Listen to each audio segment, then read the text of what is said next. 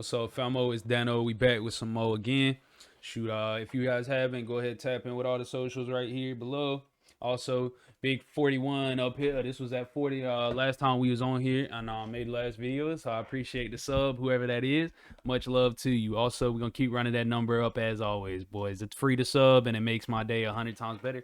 Plus, you get to watch my journey to the top. So I appreciate every one of you guys watching and continuing to support. We can go ahead and get into a video today. Today we got a motivational speak by Jordan Peterson. This was actually requested. This is by Motivational Videos, so all credit out to them. Everybody go sub up, like the video, and I hope you guys enjoy. We'll go ahead and get into it. Start doing some more of these motivational speaks here. It will be given to you, right? It's a very strange idea, but I like that idea a lot, and I believe, in my experience, that has been true. If it was that I wanted what I was asking for, because that's the real issue, right? Because the question is, if you want something, what does it mean to want it? And what it means is to sacrifice whatever is necessary to get it, because otherwise you don't want it. Got to sacrifice, and guys. So got to take a risk here. And I'm not claiming its ultimate accuracy, but the equation is something like, you don't want it unless you're willing to sacrifice for it. Facts. And if you don't want it, you're not going to get it because you're scattered. But if you do want it and you make the proper sacrifices, then God only knows what might happen.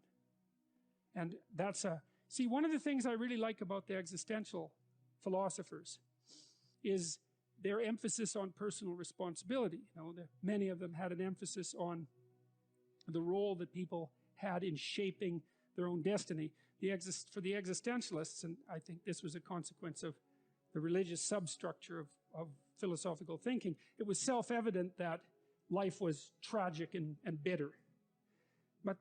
And fair enough, but that isn't where it ended. The next issue was, well, there are better and worse ways of dealing with that, and the better way of dealing with the fact that life is tragic and bitter is to posit the self you could be and live authentically in relationship to that. And then the next issue, and this is something Kierkegaard talked about, particularly when he talked about the necessity of being a knight of faith, is that the thing is, and this is, I think, part of life that's the intractable adventure. No one can take the adventure of life away from you. They can't do it with good advice, for example, because no one can demonstrate to you that if you straighten yourself out and aim at what you want and make the proper sacrifices, that your life will turn out in the manner that you might want it to turn out. It isn't in anyone else's. Real quick, I just want to add on to what he just said. That's very true. You got to be willing to take that risk, no matter what it is. If you want something, you got to go get it. That's why I'm doing this YouTube. That's why I'm sitting in front of this camera recording, man, is because I want this, and this is what I want to do in the future. So he's definitely right there. You got to be willing to make those sacrifices. For somebody making videos, it's just taking the sacrifice of the time, the energy to sit down, record, and edit videos and set everything up for you guys to enjoy. So he's definitely speaking some facts there, and I'm liking this so far. He's got some pretty good views as far as I can see. Let's go ahead and keep going though. In the manner that you might want it to turn out. It isn't in anyone else's purview to make that judgment. The only person that can possibly figure that out is you. It's something that can't be stolen from you. I would say it's your destiny. It's a destiny that cannot be stolen from you. And you can forego it. You can say, well, I'm not willing to put in the effort because what if I fail? Well, first of all, if you don't put in the effort, you will fail because life is hard and it takes everything out of you to do it properly. So you will fail. And if you make the proper sacrifices, you might fail. That's why I like the ambiguity in the story of Cain and Abel, because we're never really told why God rejects Cain's offerings. There's hints that Cain maybe isn't doing as good a job as he should, and he certainly gets bitter about it, but there's no smoking pistol. It doesn't say, well, Cain is a bad guy, and he made terrible sacrifices, so God rejected him. You never know. Cain might have been working pretty damn hard, and things still didn't work out for him, and I think that ambiguity is appropriate in the story, because that ambiguity is in life. You'd be a fool to say that everything always works out for everyone if they just do things right. I mean, I think that's a very careless thing to say, given how much tragedy and catastrophe there is in the world and how much of it seems to be undeserved. But that still has very little bearing, I think, on on your own individual adventure, and the necessity for opening the door to who you could be, and the necessity to do that seriously. And One thing I'm taking from what he's saying right now is everybody can make it, but everybody won't make it. So that's definitely true. No matter how hard you work, there's always a chance that something could fail. But if you're not willing to take the risk in the first place and work for it, then you ultimately fail regardless. So I'd much rather know that in my life I put the effort into doing what I want to do, and if it doesn't work, I know, okay, hey, I put the effort in, I did my best, I tried my hardest, and it didn't work. So now it's time to do something else. That makes perfect sense. Like, not everybody is gonna make it. Everybody has the chance to make it, but everybody won't make it. That's beautiful. That's beautiful. Let's keep going. We'll get back into it. You could be, and the necessity to do that seriously. And I do believe, and I think that's why this most impossible of verses, knock and the door will open, why that's believable is that I have never met anyone who couldn't hypothesize a better them in some manner. All they had to do was ask. It's like, well, how could you be better? It's like, well, here's 3 ways. It's like, it's no problem, right? You can think about that in no time flat. Maybe it's small ways, but you can almost always at least think of something stupid that you're doing that you could quit. You can always improve, guys. Never be ignorant to the fact that that's how people become complacent, is you just accept that there's nowhere else to go. You got to improve every day, every single day, even if it's little things. If you didn't do push-ups yesterday, do double the push-ups today. You know what I'm saying? Anything. And that applies to anything. Push-ups, pretty bad analogy, but you get it. Like, you gotta work hard every day, and every day that you're not working hard, somebody's working harder than you. So let's take that into account. He's definitely right about that. Let's keep rocking with it. And almost always at least think of something stupid that you're doing that you could quit. There's an idea that Jung developed about the trickster and the jester, the comedian, right? That the trickster is the precursor to the savior.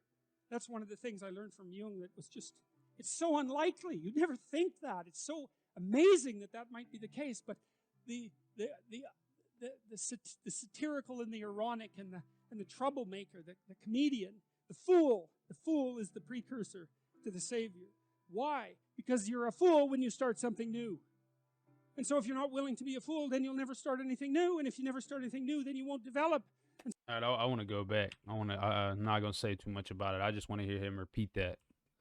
That's good. To the Savior. Why? Because you're a fool when you start something new. And so if you're not willing to be a fool, then you'll never start anything new. And if you never start anything new, then you won't develop. And so the willingness to be a fool is the precursor to transformation. And that's the same as humility. And so if you're going to write your destiny, you can do a bad first job. You're going to get smarter as you move forward. That's the thing, is that, so something beckons to you. That's what happens here. Maybe the star that Geppetto wished on was the wrong damn star, but at least it was a star, right? At least it was in the sky. Powerful. At least it moved him forward. And so you say in your life, well, something grips you and fills you with interest. And you think, well, should I do that? And the answer is, if not that, then something. What if it's a mistake? It's a mistake. Rest assured. What do you know? You're going to stumble around, right? And what's going to happen is this. You're going to not stay in stasis. You're not going to wander around in circles. And I see people like that. They said, well, I never knew what to do, and now I'm 40. It's like, that's not so good. That's not so good. And you might say, well, and there is a literature, too, that suggests that people are a lot more unhappy when they look back on their lives about the things they didn't do than they are about the mistakes they made while they were doing things. And so, that's true. The biggest reason I actually really started making my videos and really getting into this is that exact reason right there. I've always wanted to do this. I've always wanted to be a content creator and be able to just have a platform to express my voice and help as many people as I can, and just spread awareness to being happy and positive and making the best out of your life.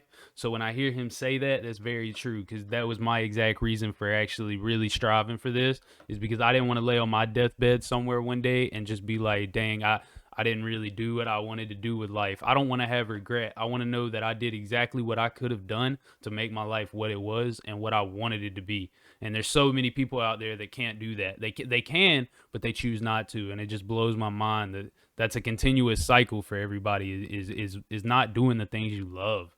Because if you're not doing the things you love, bro, you're just ultimately going to be unhappy in the long run. And that is what it is. We can get back into it though. So they didn't do than they are about the mistakes they made while they were doing things. And so that's really worth thinking about too, because there's redemptive mistakes. And a redemptive mistake would be a mistake that you make when you go out and try to do something. You know, you think, okay, I'm going to try to do this. And you're not good at it. You make a bunch of mistakes. It's like, what's the consequence if you pay attention? Is you're not quite so stupid anymore. That's the thing, is you've been informed by the results of your errors. And so what happens is you follow the beacon, you follow the light. And you're blind, so you don't know where the light is. It's dimly apprehended only, and you're afraid to follow it. But you decide to take some stumbling steps towards it. And as you take stumbling steps towards it, you become illuminated and enlightened and informed because of the nature of your experience, because you're pushing yourself beyond where you are, and you're going into the country that you have not yet been in, and you learn something. And so what happens then is the star moves. You move 10 feet towards it, and you think, no, that's not right. I didn't get it right. It isn't there. It's actually there. And so then you see it somewhere else, and you shift yourself slightly, and you move forward. And that's what happens, is that you continue as you change. The thing that guides you forward moves, right? It's like God in the desert in Egypt, the pillar of light that you're following. It's moving. It's not a permanent thing. You move towards it, it moves away, it guides you forward. And so you say, well, is what I'm aiming at paradise itself? And the answer to that is no, because what do you know? You couldn't see paradise if it was right in front of you, but you might get a glimmer of it. And so you move towards it, and you grow. And then the next time you open your eyes, you see a little bit more clearly. And that's what happens, is that just happens over and over, right? It keeps moving. And so you move like this. But the thing that's so cool is that all those zigs and zags, you say, and each of those zags and zigs is a catastrophe. I hit a wall, my God, and then I had to die a little bit, and I barely got back up. It's a phoenix transformation at each turn, and it's painful. But the thing is that even though you've traveled 20 miles, let's say, on that road, and you've only moved 3 miles forward, you've moved 3 miles forward instead of falling backwards, because that's the thing too, is that if you stand still, you fall backwards.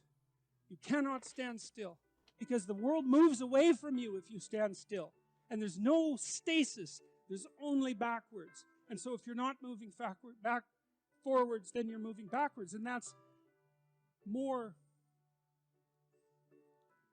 of the underlying truth of the Matthew principle. To those who have everything, more will be given. From those who have nothing, everything will be taken. It's powerful. A warning. That's powerful. Do not stay in one place.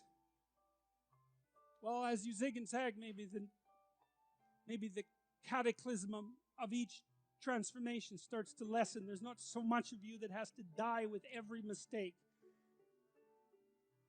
And maybe you end up oriented at least reasonably properly. And if you were sensible, that would have been your trip. But it wasn't, right? It's that. And perhaps it's a lot worse than that. Perhaps there's no shortage of backtracking. But it doesn't matter, because as you stumble forward, you illuminate and inform yourself. And perhaps that's partly because the world is made of information. And if you encounter it and tangle with it, then it informs you. And then you become informed. And then you're information. And then you're ready. Yeah, he's spitting straight facts. I'm not going to lie. That was a great video, guys. I'm not going to lie. We'll probably do some more motivational speeches. But I took from that if you never try, man, you never push for your goals, and you're not going to accomplish them. And that just is what it is. No, you can't be mad at nobody that you didn't follow your goals and your path. That's just is what it is, man. And like he said, if you're not moving forward, you're moving backwards. You're not working, you're moving backwards. I remember a lyric, I think it was Lil Wayne. He said, I took a lot of L's, but without them, I couldn't spell life. And man, that's so true, because you never really take a L if you get a lesson out of it and you use it to motivate yourself to do better the next time. That's all losing really is. Like, anytime I would play a football game, basketball game, go to a track meet, anything, I never lost and thought, oh, I'm just going to quit. It was, okay, what can I go back? work on and improve to come back and win the next time. So that's very true. Everything he said there is straight facts to the point. So I really hope you guys enjoyed that video. I did. Shoot, that was motivating. It was inspirational. So I'm gonna probably bring some more Jordan Peterson back. I really enjoyed him. Shout out to the person that recommended this. Really appreciate it. You know who you are. You out there. You guys made it this far. I definitely love you more than anything, bro. You watched the whole video and you're here at the end, so that means the world. If you haven't, you guys please tap in with the socials, man. I connect with my my supporters and my people on there all the time. I ain't even gonna call anybody a fan, bro. Y'all are supporters. You're here for it. You're the famo. Run this number, keep running it up. Every time I look at my YouTube, I seem to have 1 or 2 more subscribers, and that might not be a lot to you guys, but it means the world to me, and it's free. So please give me a sub and just tap in with me, guys. I love you all.